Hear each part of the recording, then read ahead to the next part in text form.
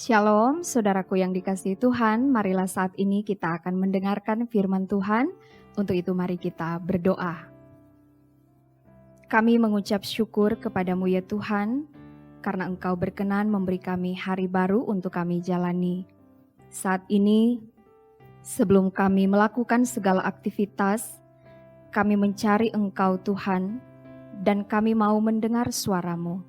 Berbicaralah kepada kami melalui firman Tuhan, agar supaya kami dapat menjalani kehidupan di hari ini dan melakukan kehendak Tuhan dalam segala sesuatu yang akan kami kerjakan. Berfirmanlah ya Tuhan, kami sedia untuk mendengar. Di dalam nama Tuhan Yesus kami berdoa. Amin. Saudara-saudaraku yang dikasihi dan diberkati Tuhan, mari kita dengarkan firman Tuhan hari ini dalam Mazmur pasal 7 ayat 13 sampai 17. Mazmur pasal 7 ayat 13 sampai 17 berkata demikian. Sungguh kembali ia mengasah pedangnya, melentur busurnya dan membidik. Terhadap dirinya, ia mempersiapkan senjata-senjata yang mematikan dan membuat anak panahnya menjadi menyala. Sesungguhnya orang itu hamil dengan kejahatan, ia mengandung kelaliman dan melahirkan dusta. Ia membuat lubang dan menggalinya, tetapi ia sendiri jatuh ke dalam pelubang yang dibuatnya. Kelaliman yang dilakukannya kembali menimpa kepalanya, dan kekerasannya turun menimpa batu kepalanya. Demikian pembacaan Alkitab hari ini. Saudara-saudaraku yang dikasihi dan diberkati Tuhan, Demokritus, seorang filsuf asal Yunani, pernah mengatakan, orang yang melakukan kejahatan akan lebih sial dari orang yang ia perlakukan dengan jahat. Ini mengingatkan kita bahwa setiap perbuatan jahat ada ganjarannya. Setiap perbuatan jahat bisa menjadi bumerang yang dapat menghancurkan diri sendiri. Inilah juga yang kita lihat disaksikan oleh pemazmur, dalam hal ini Raja Daud. Dia melihat bagaimana kehidupan orang-orang yang merancang kejahatan, pada akhirnya apa yang mereka rancang berbalik menimpa mereka. Dan dia yakini inilah bentuk penghakiman Allah. Di sini kita melihat bagaimana pemazmur, dia sebagai orang yang hidup takut akan Tuhan, dia bergantung sepenuhnya pada Tuhan. Ketika dia ada dalam kesesakan, dia ada dalam tekanan, dia ada dalam pergumulan karena musuh-musuhnya, dalam keyakinannya bahwa Allah yang adil akan bertindak dalam hidupnya, akan membela perkaranya, dan akan menghukum musuh-musuhnya. Kita lihat di sini bagaimana pemazmur menggambarkan orang-orang dengan rancangan jahatnya. Pedang dan busur ini adalah senjata yang dipakai, kiasan seperti ada dalam perang. Demikian juga lubang yang digali, ini adalah perangkap untuk menangkap musuh. Tetapi semua itu sia-sia adanya. Demikian kita melihat, dia gambarkan hidup yang dipenuhi dengan kejahatan.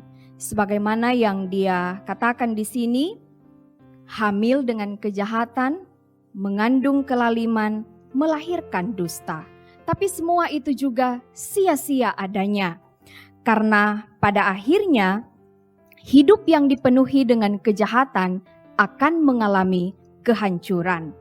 Setiap orang yang merancang kejahatan dan mau melakukan kejahatan terhadap sesamanya, pada akhirnya harus berhadapan dengan pengadilan Allah.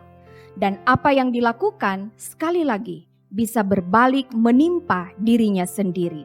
Sebagaimana yang digambarkan dalam ayat-ayat selanjutnya, yaitu ayat 16 dan ayat 17. Bahwa lubang yang digali, pada akhirnya si jahat yang akan terperosok ke dalamnya. Demikian juga kelaliman, kekerasan akan menimpa kepala si jahat.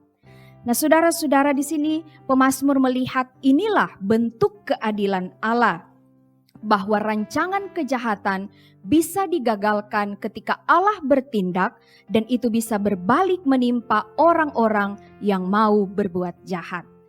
Nah, saudara-saudaraku yang dikasihi Tuhan, firman Tuhan hari ini mengingatkan kita semua, jangan pernah merancang kejahatan, apalagi melakukan kejahatan terhadap sesama dengan alasan apapun atau dengan cara apapun.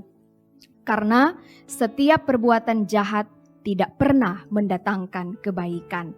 Bahkan perbuatan jahat adalah dosa di hadapan Tuhan. Kita harus mengingat bahwa Tuhan adalah hakim yang adil. Tuhan tidak menutup mata melihat kehidupan anak-anaknya. Ketikapun kita sama seperti pemazmur, kita menghadapi tekanan, kita ada dalam kesesakan, kita menderita karena perbuatan orang-orang yang mau mencelakai hidup kita, jangan main hakim sendiri, atau jangan kita membalas kejahatan dengan kejahatan. Tapi mari kita datang kepada Tuhan, sama seperti yang dilakukan oleh pemazmur. Dia mencari Tuhan, berseru kepada Tuhan, meminta pertolongan Tuhan, karena dalam keyakinannya bahwa Tuhan Allah yang dia sembah, dialah Tuhan yang adil, yang dapat melakukan perkara-perkara besar dalam hidupnya, membebaskan dia dari tekanan orang-orang yang mau mencelakai dirinya. Kepada saudara-saudara kita semua sebagai orang percaya, tetaplah berdoa, bangun hubungan dengan Tuhan, agar supaya kita tetap dimampukan untuk selalu melakukan kebaikan dalam kehidupan ini. Kita harus selalu berdoa, meminta pertolongan Tuhan, supaya kita dapat menghadapi berbagai tantangan, pergumulan hidup di dunia ini, dan senantiasa yakin bahwa bersama Tuhan kita pasti bisa. Tuhan Yesus akan selalu memberkati. Amin. Mari kita berdoa. Terima kasih Tuhan untuk firman yang boleh kami dengarkan di hari ini. Biarlah firman ini akan selalu mengingatkan kami untuk tetap melakukan kebaikan dan kami tidak melakukan kejahatan terhadap sesama kami. Ajarlah kami untuk tetap hidup bergantung pada Tuhan, sehingga kami dimampukan untuk menghadapi berbagai keadaan sulit, tekanan, kesesakan, penderitaan. Dan biarlah dengan bergantung sepenuhnya pada Tuhan, kami akan tetap hidup dalam pengharapan, yakin dan percaya bahwa Tuhan akan senantiasa menyertai dan menolong kami. Terima kasih ya Tuhan untuk seluruh aktivitas yang akan kami lakukan sepanjang hari ini. Semua kami serahkan di dalam tangan Tuhan. Ini kami yang berdoa sambil mengucap syukur hanya di dalam nama Tuhan Yesus, kekasih jiwa kami. Amin. Saudaraku, demikianlah renungan harian di hari ini. Tuhan Yesus akan selalu memberkati. Shalom.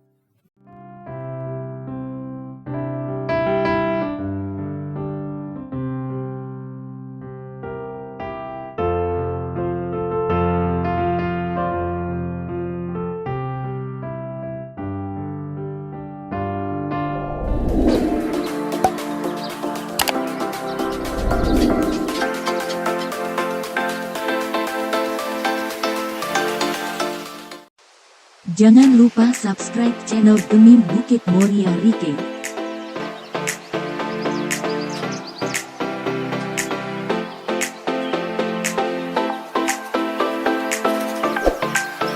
Dan nyalakan lonceng di samping kanan untuk memperoleh info terbaru mengenai ibadah-ibadah yang dilaksanakan. Salam sehat. Tuhan Yesus memberkati kita semua. Shalom.